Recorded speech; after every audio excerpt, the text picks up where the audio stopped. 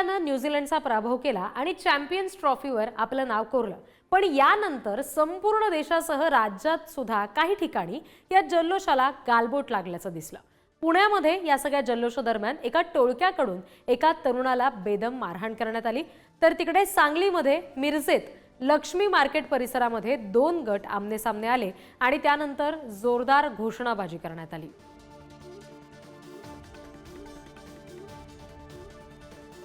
हे दृश्य आपण पाहतोय।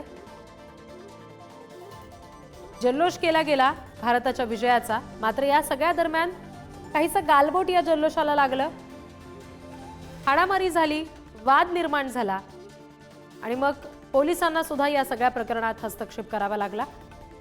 कारण हे सगळे उत्साही तरुण होते। पुण्यामध्ये सुद्धा एका टोळक्यानं राडा केला, तिकडे मिरजेत सुद्धा 2 गट एकमेकांना भिडले। चॅम्पियन्स ट्रॉफी भारतानं जिंकली, या विजयाचा जल्लोष करण्यासाठी खरं तर हे सगळे तरुण इथं आलेले, मात्र काही कारणानं त्यांच्यात वाद झाला आणि या आनंदाच्या क्षणाला, जल्लोषाच्या क्षणाला गालबोट लागलं। सांगलीच्या मिरजेमध्ये थेट पोलिसांना याच्यात हस्तक्षेप करावा लागला, बळाचा वापर करून ही गर्दी पांगवावी लागली। पुण्यात सुद्धा काहीसा तसाच प्रकार घडल्याचं दिसतंय।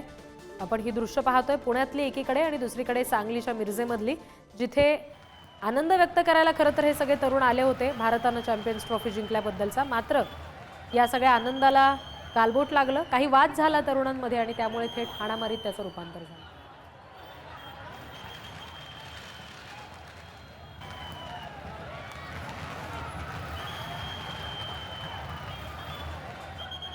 तर या सगळ्या संदर्भात आपल्याला आणखी तपशील देण्यासाठी पुण्यामधून आपल्यासोबत ज्ञानेश्वर चौतमल जोडले गेलेले आहेत आणि सांगलीमधून आपल्यासोबत स्वप्नील पाटील आहेत।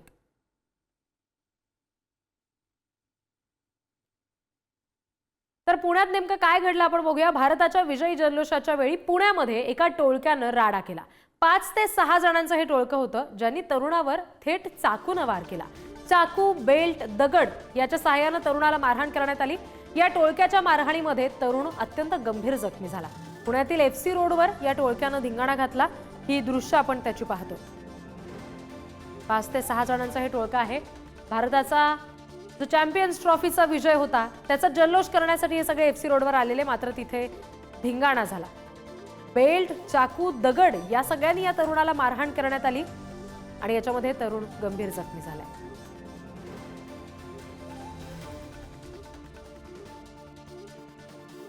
इकडे क्रिकेट फॅन्सचा आनंद गगनात मावत नव्हता, प्रचंड जल्लोष सगळीकडे केला गेला, पण पुण्यात मात्र या जल्लोषाला, या आनंदाला काहीसं गालबोट लागलं।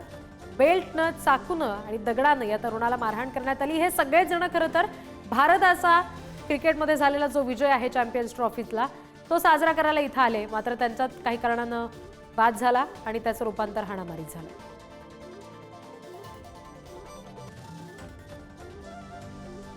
आणखी तपशील आपण घेणार आहोत। प्रतिनिधी ज्ञानेश्वर चौतमल पुण्यामधून आपल्याशी जोडले गेले, त्यांच्याशी आपण बोलणार आहोत। ज्ञानेश्वर, काय नेमकं घडलं होतं ज्याच्यामुळे इतका मोठा राडा झाला, थेट हाणामारीपर्यंत गोष्टी पोहोचल्या? भारताचा विजय म्हटलं की पुण्यातल्या फर्ग्युसन रोडवर मोठ्या संख्येनं सगळे क्रिकेटप्रेमी एकत्र येतात, मोठा जल्लोष करतात। काल रात्रीही तसंच झालं। प्रचंड गर्दी फर्ग्युसन महाविद्यालयाच्या रोडवर होती, सगळीकडे जल्लोष सुरू होता, आनंद व्यक्त केला जात होता, फटाक्यांची आतषबाजी सुरू होत होती। तर दुसरीकडे एका टोळक्याकडून एका तरुणाला गंभीर मारहाण केली जात होती, ज्यामध्ये चाकू, रस्त्यावर असलेले दगड, बेल्ट अशा वेगवेगळ्या हातात जे सापडेल त्या वस्तूंनी त्या तरुणाला कशा पद्धतीनं हे टोळकं मारहाण करते ह्या व्हिडिओमधून स्पष्टपणे दिसतंय। एकीकडे आनंद आणि दुसरीकडे अशा पद्धतीची ही भांडणाची घटना घडत असताना पोलिसांना त्यामध्ये हस्तक्षेप करावा लागलेला आहे। एका जणाला यामध्ये पोलिसांनी ताब्यात घेतलंय, जो गंभीर जखमी आहे, त्याला जवळच्या रुग्णालयामध्ये उपचारासाठी दाखल करण्यात आलेला आहे। आपण जर बघितलं तर सतत मारहाणीच्या ज्या घटना आहेत त्या पुण्यात घडताना आपण पाहतोय, जिथे दर दिवसाआड एखादा खुनाचा गुन्हा दाखल होतोय, कुठे बलात्काराच्या घटना होतात, कुठे मारहाणीच्या, किरकोळ मारहाणीच्या, चोरीच्या, जबरी चोरीच्या अशा घटना घडतायत। त्यात काल रात्री पुन्हा एकदा फर्ग्युसन महाविद्यालयाच्या या रोडवर एका टोळक्यानं जो धुडगूस घातला, या घटनेनंतर पुन्हा एकदा या क्रिकेटप्रेमींच्या आनंदाला कसं गालबोट लागलं ते स्पष्टपणे दिसतं। जी ज्ञानेश्वर, धन्यवाद दिलेल्या सगळ्या माहितीसाठी।